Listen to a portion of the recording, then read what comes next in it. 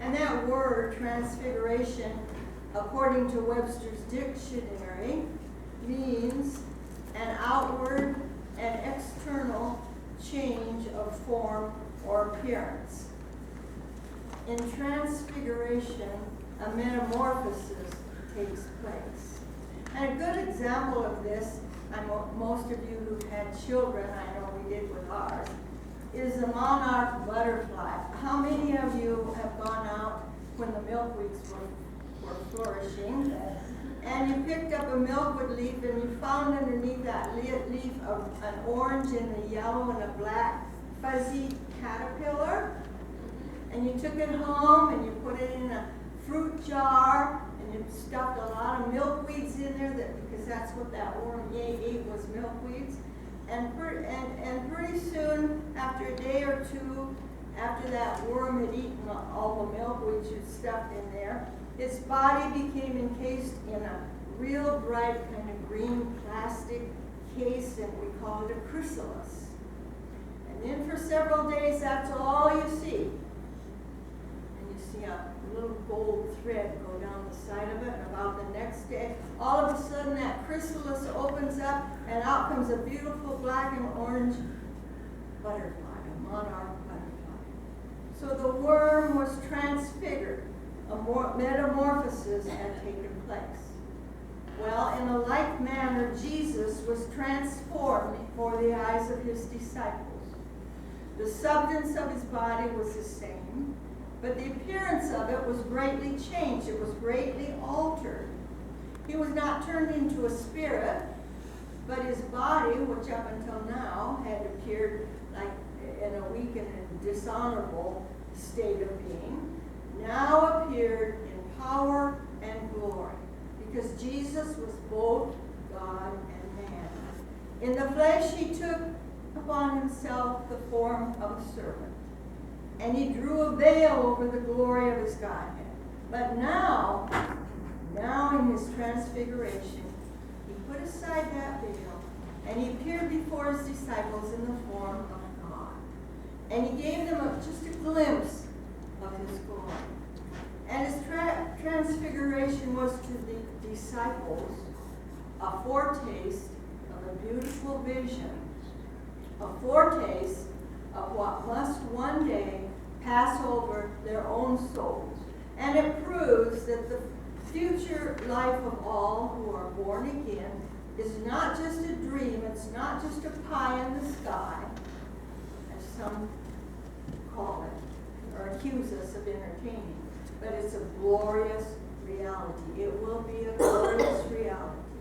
So the Transfiguration also teaches us that mountaintop experiences are good, but we can't always stay on top of the mountain, can we? Because mountaintop experiences are only given to us temporarily, and they're given to us to increase our faith. To increase our faith for the work down in the valley, for the work down at the bottom of the mountain. So our lesson today takes place about 6 days after last week's lesson, where in Caesarea Philippi, Jesus shared for the first time that he was on his way to Jerusalem. He's on his way to suffer and die on the cross. And many thoughts must have passed through the minds of the disciples during this week. No doubt they were all probably sharing the same thoughts that Peter had voiced when he said, "No, Lord, that can't be. This just can't happen to you. You're the Messiah. You're the coming King. It doesn't make sense that you're going to be killed." No doubt they were all thinking the same thing. They just couldn't associate the thought of failure and shame and suffering and death with their Messiah. You see, that's what they associated the cross with, failure and weakness. They just couldn't believe that Christ, the Son of God, could suffer such things at the hands of mortal man. They couldn't begin to think that their Master, whom they loved so very dearly, was destined to suffering. But now the Lord would comfort them. He would confirm their faith. He would prepare them to fear the horrible shock that awaited them just a few days in the future. verses 1 of this chapter that we're in today, I want to read to you the last verses of chapter 16, last week's lesson. Because this first verse in chapter 17 actually explains chapter 16. Here it is, Matthew 16:28. Now listen carefully. This is Jesus talking to his disciples. And he said, "Verily I say unto you, there may be some standing here which shall not taste of death till they see the Son of Man coming in his kingdom." That's the account of the Transfiguration that we're going to study today. These are the disciples standing here there, and it says, there are some standing here which will not taste of death until they see the Son of Man coming in his kingdom. Again, that's the Transfiguration. It explains what he meant in the verse that I just read to you. So this was fulfilled for the apostles in the Transfiguration of Jesus, this verse. And we're going to study today. And this is what Jesus was talking about in the last verse of chapter 16. The Transfiguration is that picture of the Son of Man coming in his kingdom. Peter's an eyewitness of it. Therefore, in 2 Peter chapter 1, verses 16 through 18, Peter himself later on said this: "We were eyewitnesses of his majesty, for he received from God the Father honor and glory, when there came a voice to him from the excellent glory, saying, This is my beloved Son, in whom I am well pleased." And this voice, which came from heaven, Peter says, we heard when we were with him in the Holy Mount. In the Holy Mount. That's where the Transfiguration took place. So the Transfiguration was a miniature picture of the kingdom, and Simon Peter confirmed this for us. So with this in mind, let's begin our lesson today. Read verses 1 and 2 together. "And after 6 days, Jesus saved Peter, James, and John, his brother, and bringeth them up into a high mountain apart, and was transfigured before them, and his face did shine as the sun, and his raiment was white as the light." 6 days have passed now. Days, no doubt, of deep thought for these disciples, intense prayer, close communion with the Lord. But now they're over. Jesus takes them with him. He takes Peter, James, and John. They're the chosen three, the same three that he took with him into the room when he raised up Jairus' daughter. The same three that he took with him in the Garden of Gethsemane. Remember while he said to the others, you stay back here, and he said, Peter, James, and John, you come up a little bit with me. The same three probably, because they were the chiefs of his disciples, probably because they were the most advanced in the knowledge of Jesus and his kingdom. So he took these three to a place on top of a high mountain. They called it a secret place. It was a place apart, away from the city, one of the mountains of Galilee. It isn't named for us, but most agree that it was probably Mount Hermon, because Jesus, according to Mark 9:2-13, had spent the previous days at the foot of this mountain. So Jesus took the three, Peter, James, and John, up to the top of the mountain. And Luke tells us that he went aside a little and prayed. And while Jesus prayed, the disciples dozed off. Isn't that always what they did? Whenever he left them to pray, they would doze off. Well, they dozed off up there while Jesus was praying. And they woke up because they heard voices. And when they woke up, a sight they'd never before witnessed was right there before their eyes. So while Jesus was praying, Luke again tells us, the fashion of the countenance of Jesus was altered while he prayed, and his raiment was white and glistening. And that's what the disciples woke up to see. And behold, there were two other men talking to him. They were Moses and Elias, upon Elijah, that's who it was. And what were they talking about? Well, they were talking about Jesus' death. The death by which he would soon defeat Satan, with his death on the cross at Jerusalem. That's what they were talking about. And notice, the form of his body remained the same, but the appearance of it was drastically changed. Now, he wasn't turned into a spirit, but his body, which before had appeared in the weakness and the dishonor of human flesh, now appeared in power and glory.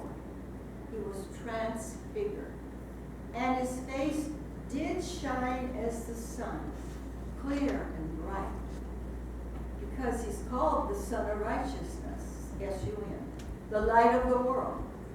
But this light now was different. This light shone from within him rather than upon him from the outside, like a spotlight, so that all the rest of his body was altered like his face was. His beams of light really just darted out from every part of his body through his clothes and made them white and glistening because of that great light that shone through them.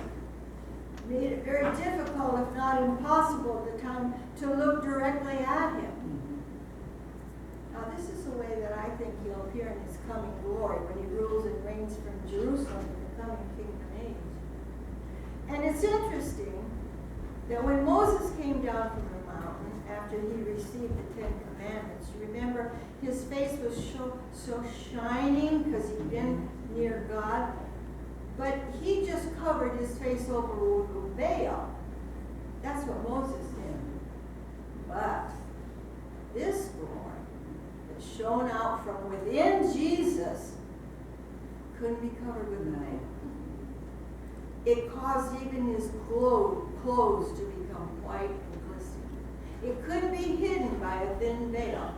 Before, the disciples had seen Jesus only in his human form. And there were just flashes of his divinity as he worked miracles and as he preached the word, heavenly words. And it must have tried their faith at times to believe that one in human form, like their own, could be divine also. It must have been hard for them to understand. But now they see his real nature. They see his inherent divinity. It's blazing out through the sackcloth of his humility and his humanity. And they actually see him now as the Son of Righteousness, S-U-N, the Son of Righteousness, the light of the world, the brightness of the Father's glory. That's how they see him now. And the visible image of the invisible God. And they're never going to forget what they have seen. And their faith will forever remain unshaken. And it would forever remain in their minds and in ours, the change that would one day take place in their own lives and in our lives too. But this wasn't all that Peter, James, and John woke up to. Let's read verse 3 together. And behold, there appeared unto him Moses and Elias talking with him. The disciples not only opened their eyes to this dazzling sight, they heard Jesus talking to someone. They looked around, and behold, that means they got their surprise. They saw Moses and Elijah. They saw them and they heard them. They were talking to Jesus. Now, how did they know who they were? Well, either by the conversation with Jesus or by information that Jesus had told them in those times that they were with him. That's how they knew them to be Moses and Elijah.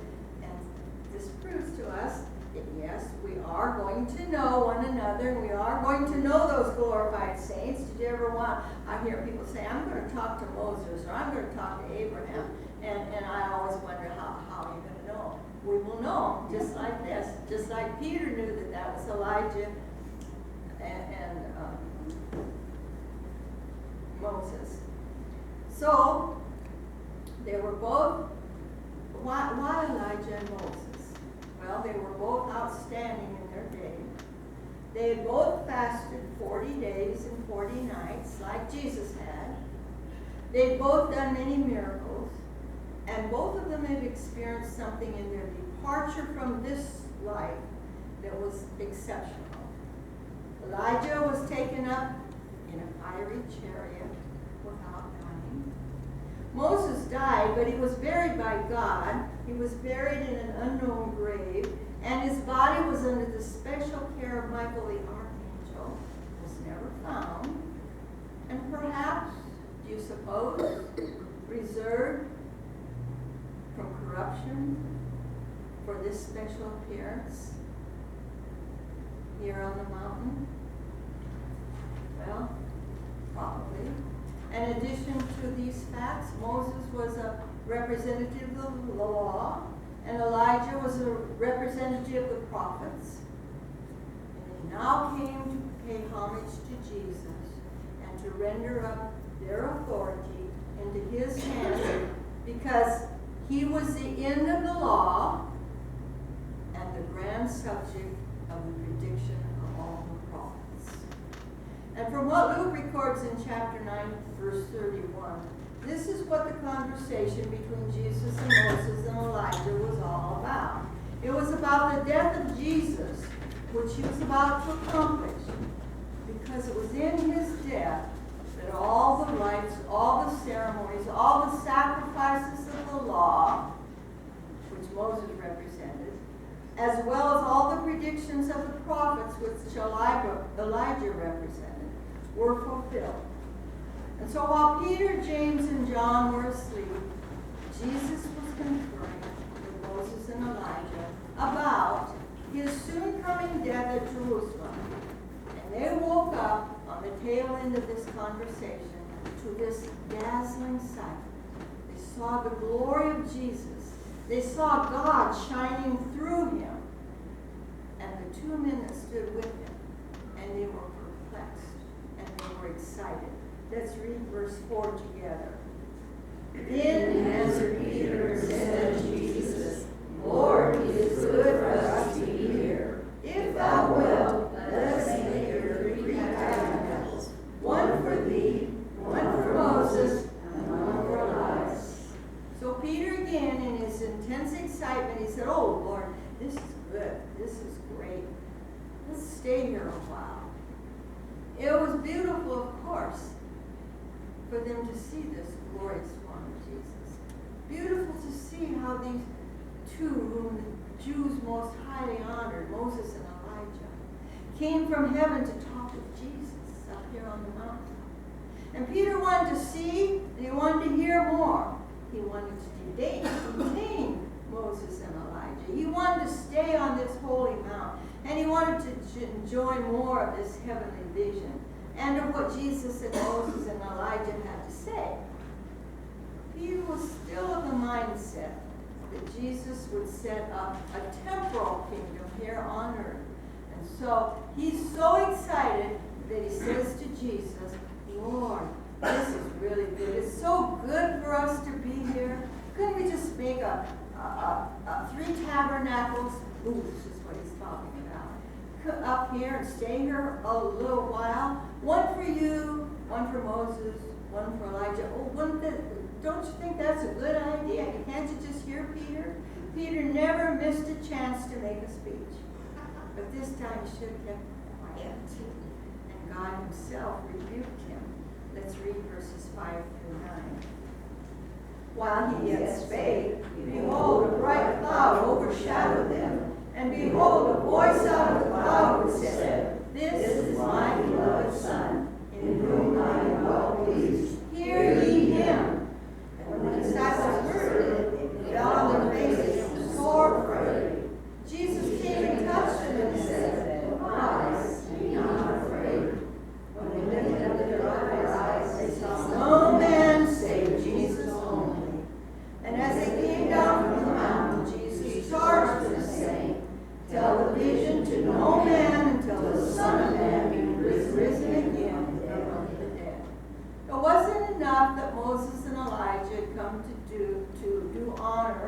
to Jesus, but here, God the Father himself bore witness of the dignity, of the holiness of his only begotten Son. This is God the Father's testimony to Jesus, his Son, that Jesus is the final authority in all matters of revelation. What Moses and Elijah and the prophets had to say, well, that was wonderful, but the Son is the one who came to earth as the final revelation of God to mankind. Not the law, not the prophets. Neither of them could do this. Only Jesus. So no sooner had Peter made his little speech than a bright cloud overshadowed the top of the mountain, overshadowed them all. And we know that in scriptures, a cloud in the scriptures was frequently used as a symbol of God's divine presence. So now this bright cloud overshadowed them while Peter was still talking. And a voice came out of that cloud and it spoke loudly and it said, This is my beloved Son, in which I am well pleased. Hear ye him. This is my Son, the one in whom I have much delight in. He's my beloved Son. I'm well pleased with him. God is actually referring to the great atonement that Jesus is about to make on the cross, which would take the place of the law, which had been in force, represented by Moses, and the prophets, represented by Elijah. Up until now, this must all give place to Jesus, and he alone must be acknowledged as the way, the truth, and the life. For no man could come into the Father but through him. So he said, This is my beloved Son, hear ye him. Listen to him now, not the prophets, not the lawgivers. We heard these same words from God when John the Baptist was baptizing Jesus, didn't we? Well, that voice made a deep impression on those disciples forever after. But for the present, it fell on their faces. They were afraid. The vision, the voice, all of this overcame them with awe and with terror. They tried to shut out that awful radiance. It doesn't mean bad, it means this great, glorious, magnificent radiance. And it blinded them. They tried to shut it out by falling down and hiding their faces in the dirt. They couldn't endure anymore. They just laid on the ground trembling, hiding their faces, because who could see God and live? And surely they'd seen his glory. And they'd heard his voice. What else could they do but crouch down in terror? They didn't know that Moses and Elijah had left. They'd be pardoned by now, because they're laid down on the ground with their faces into the dirt. So Jesus went over to them, and he probably touched them, and he said, You can get up now. Don't be afraid. And when they opened their eyes and got up, nobody was there but Jesus. Moses and Elijah vanished. Jesus was just standing there alone. And these awestruck disciples dared once more to look around and think about what had just taken place. The facts were that the law and the prophets are all fulfilled in Christ. They were only a temporary introduction to the gospel. They were only types and predictions. And needless to say, this whole happening made a deep impression upon these three disciples, which they never did forget.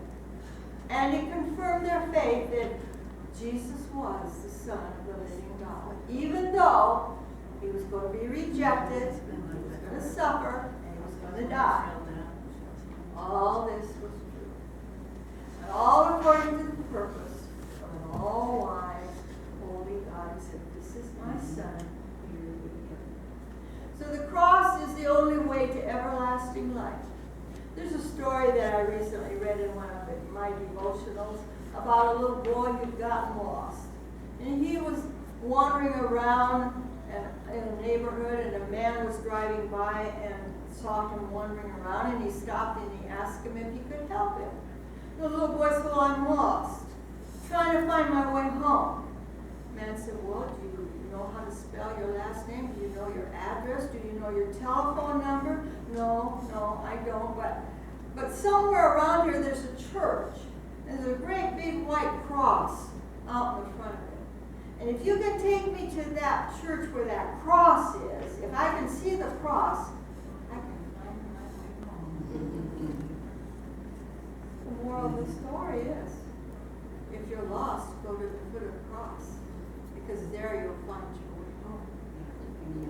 Well, we can enter into eternal life only by following Jesus and bearing each of us his cross by denying ourselves, like Jesus did. So now the vision is gone, and again the three were on the lonely mountainside, the snowy heights of Mount Hermon towering above them. Only Jesus is with them, and so together they begin the descent back down the mountain. And as Jesus would soon be called to supper, he wondered what the disciples were thinking now. So he began to talk to them. He began to draw out their thoughts. First he charged them by saying, now, one thing I want you to know, he said, don't tell anybody what you've just seen up here. Don't tell anybody what you've heard until the Son of Man be risen again from the dead. Why should they keep quiet? What a glorious thing they've seen. How could they keep quiet? Well, they needed to be quiet because not until all the scenes of his suffering and his death and his resurrection could they be competent enough to preach the Messiah as he was. So their present duty was just to keep quiet, discipline themselves, because how could they properly preach a crucified and a risen Savior when they still opposed his coming death? Because according to Mark, they still question what his rising from the dead meant. They were still perplexed at what they had seen on the Mount of Transfiguration. They still had questions, so they needed to be quiet. They were competent enough to tell. Let's read verses 10 through 13 as we conclude our lesson. And his disciples asked him, saying, why do you say to the scribes that Elias must first come? And Jesus answered and said to them, Elias truly shall first come and restore all things. But I say unto you that Elias is not already come, and they knew him not, but have done unto him whatever they listed. Likewise also shall the Son of Man suffer of them. Then the disciples understood that he spoke of John the Baptist. It's hard to understand that. The vision that these three disciples had just witnessed recalled to their minds the familiar expectation of the Jews that the prophet Elijah would precede the advent of Christ. Was this then the coming of Elijah? That was their question because they'd seen him. Surely not, for this was only a momentary visit in a solitary place set apart. Yet, if Elijah had not come first, how could Christ have come? How could he be there? Also, if indeed this appearance of Elijah was a fulfillment of the prophecy, why couldn't they tell about it? That would prove that Jesus was the Messiah. So why was this coming so secret and so short?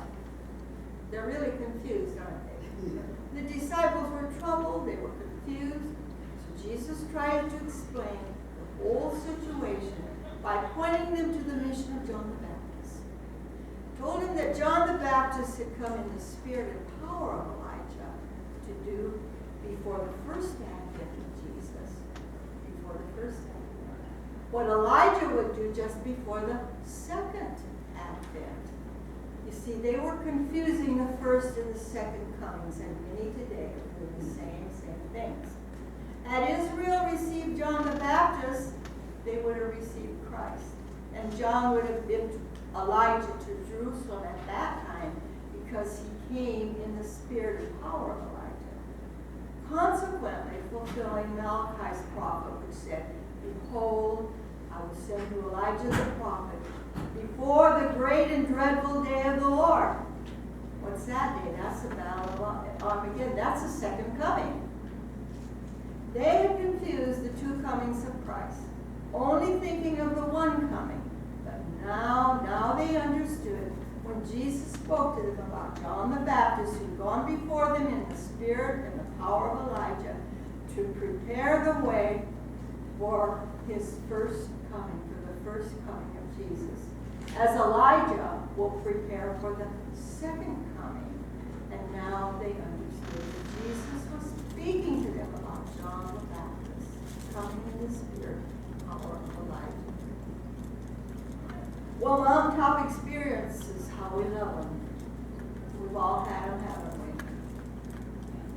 We have the valley experiences too, haven't we? Mountaintop experiences serve to give us more faith, but that faith is to be used down in the valley when it seems like the shadow of death overcomes us sometimes.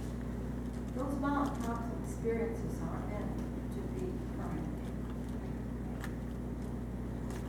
Well, that must have been, I can't imagine what it must have been for those disciples. It must have been a dazzling thing. And we are looking forward to your soon coming. I don't think this is just the end times. I think this is the end hour. God is speaking to his people today. We're not seeing a dazzling thing like the disciples saw in this transfiguration. But we are hearing the Spirit. And I know that God is calling and tugging at our hearts today and saying, set yourselves apart, purify your hearts, get your homes in order, because I'm coming soon. So Father, help us